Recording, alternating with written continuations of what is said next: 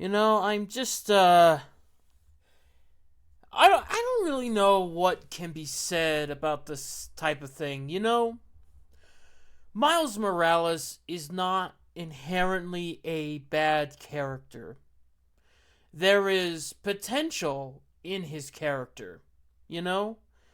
I think what started off as a interesting concept in the Ultimate Universe to try to have someone that could carry on the Spider Man legacy after Peter dies, saving everybody, and giving his life to save the people he loves the most, you know, and being inspired by it and even traumatized by the acts of it and going on, doing his own thing, that's good. I just think they lost that because what I see here is lately whoever has him, they go in one of two directions with Miles.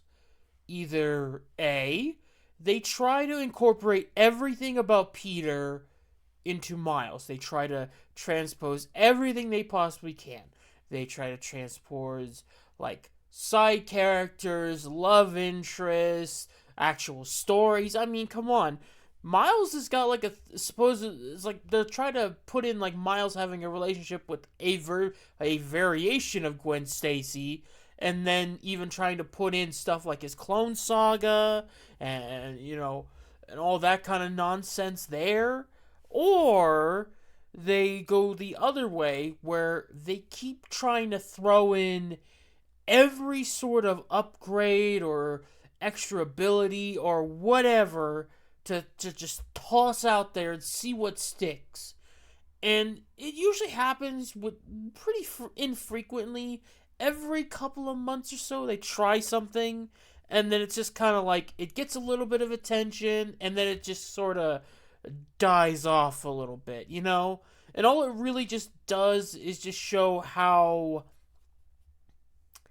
desperate it really is. Like, you are trying your hardest to make me like this particular character, but it's having an opposite effect to me.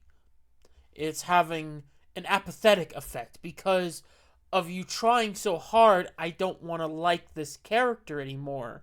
I like people enjoy Peter Parker because he is an underdog. He's not rich, he's always kind of scrounging by a little bit, but he does. But when he gets the victories, he does well. One of the primary things during his creation was he was like a change. He was a different thing compared to other superheroes of the time. Most superheroes were grown men, and if you were a young kid, you were a sidekick. You were Bucky or you were Robin. You were not anything else. Uh, Spider Man was kind of meant to be, a different thing. He was meant to be a young man that has to struggle with the everyday life, and trying to do what he can, you know. And when he does get those victories, and he does, but it's costly, Not these days where they just want to smash him down and give him like absolutely nothing because that's not what the whole point of Spider-Man is. It's meant to be an underdog story, but that's a whole nother conversation for a whole nother video. With Miles, it's like you can still do that underdog story, but they don't do it here.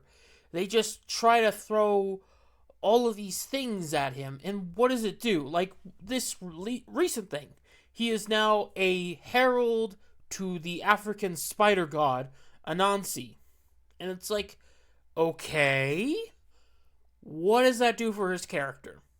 What does that give him? What does it do, really?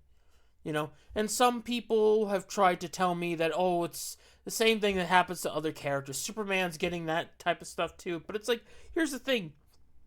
Whenever they try that stuff with Superman, it's usually like a quick gimmick that's like there for the couple of issues it's going to be there, or it's like some part of an Elseworlds thing. It just never lasts. It never sticks because the core parts of Superman are what people like about that character, and that's why these things don't stick. With Miles, it's like they're just throwing everything at him because they don't believe in him. They don't think that he can earn this story on his merits, like on his characters. Like, what does this tell me about him? Like, oh, he got chosen to be a herald to a spider god. It's like, okay.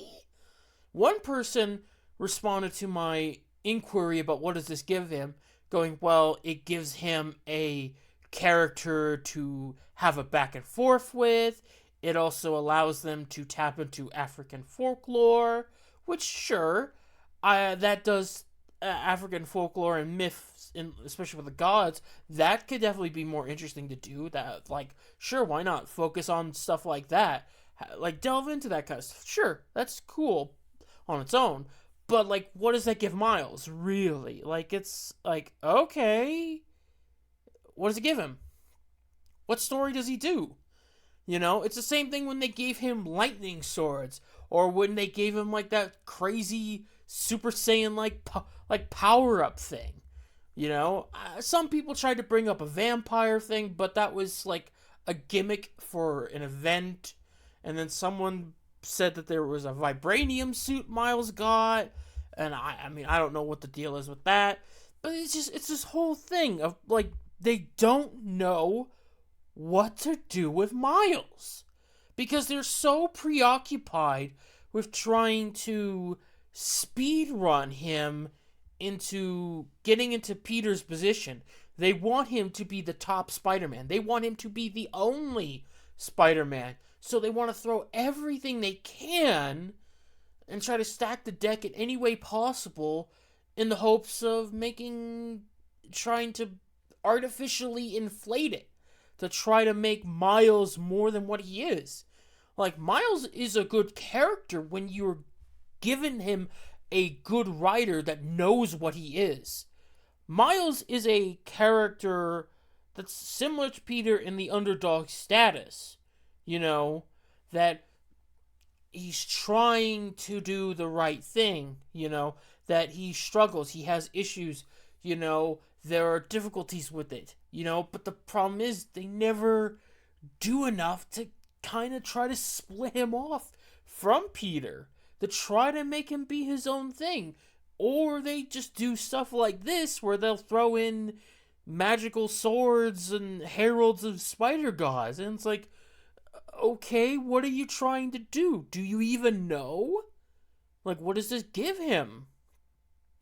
And that's kind of the disappointing thing about Miles, because all this does is it just creates that apathetic setting in there, Because a lot of media with Miles these days, they just try to speed run him into being like better than Peter or whatever, because just artificial, superficial shit, And it sucks because Miles can be good.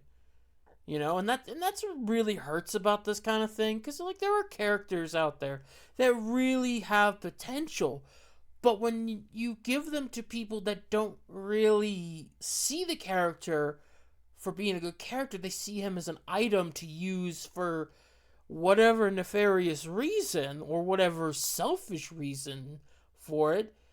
He gets used up in a way that kind of taints the waters, that kind of taints people to the idea of this character, so that even on the off chance you get an actual good writer that knows what to do with him, a lot of people aren't going to go near the character because of this history, and it just sullies it. You are ruining the potential chance this character has to do so much, the goodwill that came in, because Miles had an okay run in the original Ultimate Universe, but then as soon as they tried to put him into the 616 after Spider-Verse propelled him up, and mostly they were just changing the foundations of the character from the comics, to make him fit better. But then, as time progressed, even the Spider-Verse version of Miles just kind of fiddled off into the wayside. The game version of Miles was like, it kind of started off all right, then it just kind of fiddled down to the wayside, And it just sucks, because, like, hey, Miles could be good. And that's just what it is. It's the wasted potential of a potentially good character. So when you do stuff like this, what are you even accomplishing? What does this give Miles? And I say it just gives him nothing. Gives him apathy. You're just digging a hole for him. And you keep digging, and eventually you're just never going to get out.